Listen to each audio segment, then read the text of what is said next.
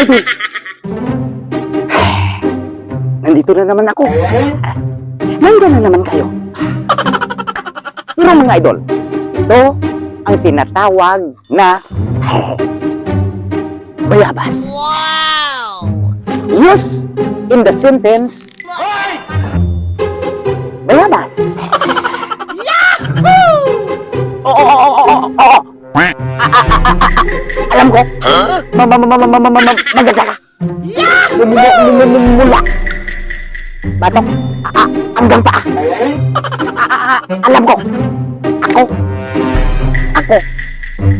Alam ko. Pangit ako. Pero sabi nanay ko. Pugi. Ako.